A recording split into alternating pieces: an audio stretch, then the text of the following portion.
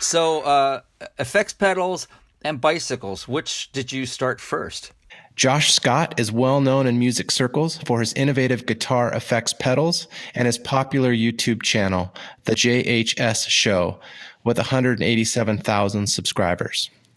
After 10 years of building his business, he turned to cycling to heal. Oh, effects pedals and guitar for sure. Okay. I started in high school, so I'm tall. I'm 6'6", which Okay. we'll get into in a minute, which is fun. Okay. But I play basketball. Okay. But I was into guitar. I heard a Pearl Jam cassette tape on my brother's floor, and I freaked out, and I was like, I gotta have a guitar. Yeah. I get a guitar, and that kind of took over my life, and I joined a band, and then got in another band, started songwriting, and I turned into just full-time music. I graduated school, and I just decided college wasn't for me, and I was in bands. I toured, I did session work, I did hired gun electric Okay. player for people, but mainly I got really into engineering and producing, and then playing guitar for people or whatever, and writing. Mm-hmm. So I did all that for years and years, and then the pedal thing was an accident out of that. I had a broken pedal around 2006-ish. Yeah. Late 2006, and I fixed it, and it was like this moment of that was interesting, and then it bugged me. I want to know how everything works. I'm the kid that put the flashlights apart, Mm-hmm. And so I got into it, and the company just kind of started in '07, and I have no business background, no one in my family. Now we're almost 12 years in and 25 employees. Oh, wow, you're that big. Every country, and it's been a wild ride. We hate demoing our own pedals. Yeah. Like a sleazy car salesman. And I just legitimately fell back in love with guitar through the history and sharing it. It's been really fun. Yeah. Cycling, the kind of your original question, I think this is a shady area, because I got a bike. Basically where I was, there was this point about 9 years, this would have been, it was late 2016. Uh-huh. I was dealing with a lot of stress, anxiety from running a business, and just it's taking over my life, and traveling, and I was unhealthy. I just kept deteriorating, literally, mentally and physically. And I got a bike. And I remember getting on it and just being I got to do something. I got to do something. And so I remember riding 5 miles, and I felt like I was a pro athlete or something, just amazed. Yeah. And I just kept sticking with it. And then one day I would do these out and back routes. I got really into gravel. Yeah. Because I'm a kind of a hermit, an introvert, Yeah. My personality is put me in a dark room with a book or something. And I think the anxiety was mainly just from constant stuff, every angle. And when I got out on a bike, it was just me. There was just nothing out there but me.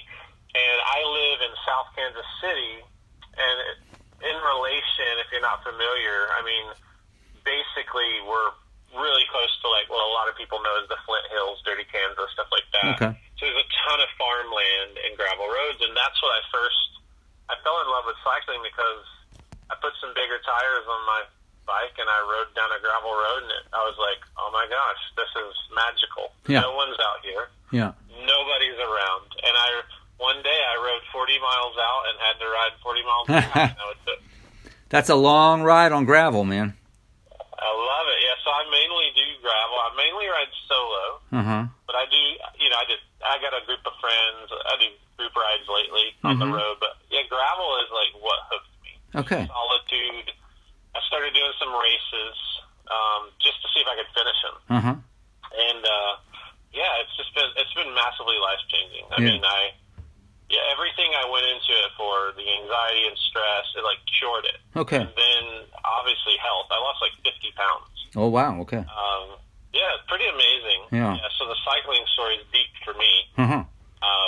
Really, really amazing. I noticed that on your YouTube channel, you had always had these bike T-shirts, and that's what sparked my interest. I really love that channel. I'm not I'm not a real tech guy when it comes to music, but a friend of mine kept sending me your links, and I would watch it, over breakfast with coffee. And I really love your show because it's kind of organic. And how did that develop? How did this idea for a pedal show develop? I guess you sort of answered that. You wanted to. Yeah. Better detail.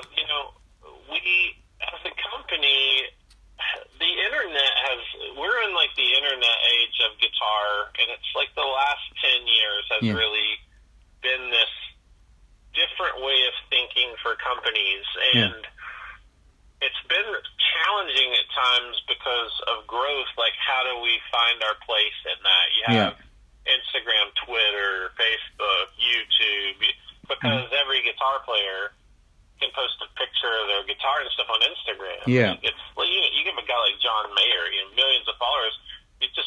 That's the kind of stuff people want to see, and we really struggled with just trying to not do the same thing people do, which is typically, here's a pedal, here's me in front of a black wall, and here I'm going to demo the pedal. Nothing wrong with that. Yeah.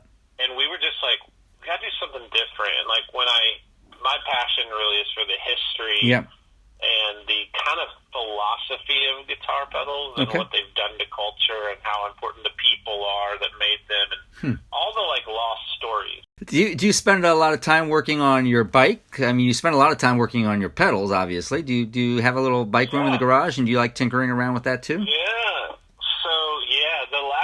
So I've been cycling about 3 years, and I made me like a man bike corner shop in my garage. We have like a pretty nice 3-car garage little area. Yeah. We don't use one side. Kind of gets stored. Everybody's garage has storage in it. Yeah. But I took one of the corners, and in the winter in Kansas City, it's pretty brutal. Yep. So I don't get to ride out a lot. Yeah. I do ride in the snow and cold, but I set up like a nice Zwift setup with a tax trainer, and then I was like, I'm going to get a bench over here.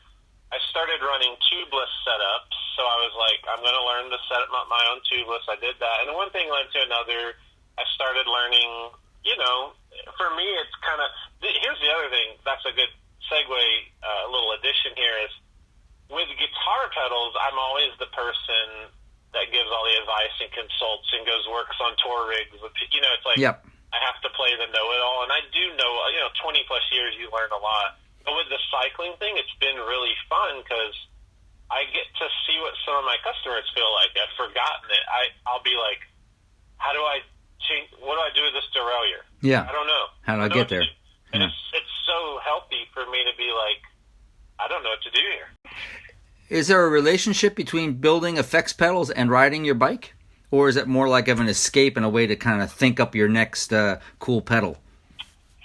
I definitely have the best ideas on the bike in the middle of nowhere because I used to listen to podcasts or music, and then about a year in, I was like, no, I don't listen to anything. I just listen to the wheels and what's around me. And something happens. A lot of my rides, I ride a lot of longer solo rides. So a normal ride for me is 50 miles or something, or I might do a century. And there's something magical around 40 miles. Yeah. And my brain lets go.